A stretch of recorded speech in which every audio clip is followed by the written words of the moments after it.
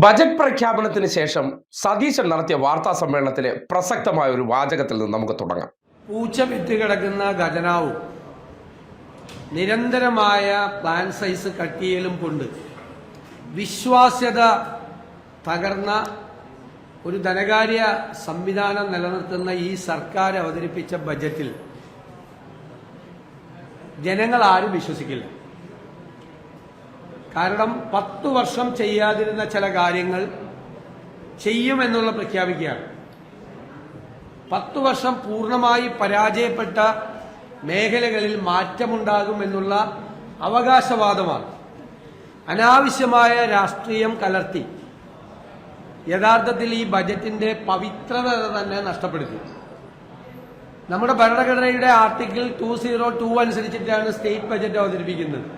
അതൊരു annual financial statement ആണ്. It's not a political document. അതിനെ ഒരു പൊളിറ്റിക്കൽ ഡോക്യുമെന്റ് ആക്കി മാറ്റി തെരഞ്ഞെടുപ്പിന് മുമ്പുള്ള ആളുകളെ കബളിപ്പിക്കാൻ വേണ്ടിയിട്ടുള്ള പ്രഖ്യാപനമാണ്. ഇതിന് യാതൊരു വിശ്വാസ്യതയില്ല. കേട്ടല്ലോ, പൂച്ച പെറ്റ് കിടക്കുന്ന ഒരു ഖജനാവ് ആണല്ലോ. അതിന്റെ അർത്ഥം എന്താണ്? ആ ഖജനാവിൽ ഒന്നുമില്ല. അപ്പൊ ഈ പറഞ്ഞ കാര്യങ്ങളെല്ലാം ആ പൂച്ച പെറ്റ് കിടക്കുന്ന ഖജനാവ് വെച്ച് നടത്താൻ പറ്റില്ല. അതുകൊണ്ട് ഇത് ആരും വിശ്വസിക്കരുത്, നടപ്പാക്കാൻ പോകുന്നില്ല.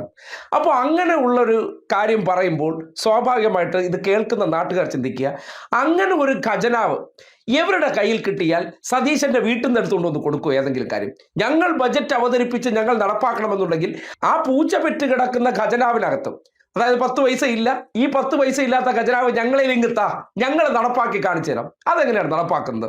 നിങ്ങൾക്ക് ചിന്തിക്കാവുന്നതല്ലേ. അതുകൊണ്ട് ബജറ്റ് അവതരിപ്പിച്ച് കഴിഞ്ഞ സതീശൻ പറയുന്നത് ഇതാരും വിശ്വസിക്കേണ്ട, ഇത് പ്രായോഗിക തലത്തിലുള്ള ബജറ്റ് അല്ല എന്നാണ് പറയുന്നത്. അതിന് സതീശനോട് പറയാനുള്ള കാര്യം, സതീശ, പ്രായോഗിക തലത്തിലുള്ള ബജറ്റ് അല്ലെങ്കിൽ എന്താണോ കഴിഞ്ഞ 10 വർഷം, ആ 10 വർഷത്തിനിടയിൽ ഇതുപോലെ 15ഓളം ബജറ്റുകൾ അവതരിപ്പിച്ച് കഴിഞ്ഞിട്ടുണ്ട്.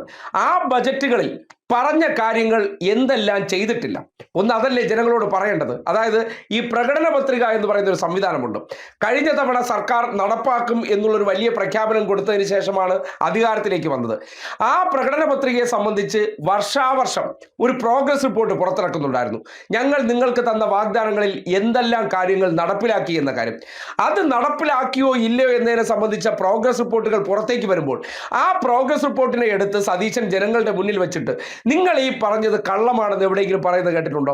അവിടെയാണ് സതീശൻ മനസ്സിലാക്കേണ്ടത്, ചെയ്യാൻ പറ്റുന്ന കാര്യങ്ങളെ പറയാറുള്ളൂ, പറയുന്ന കാര്യങ്ങൾ മാത്രമേ ചെയ്യാറുള്ളൂ.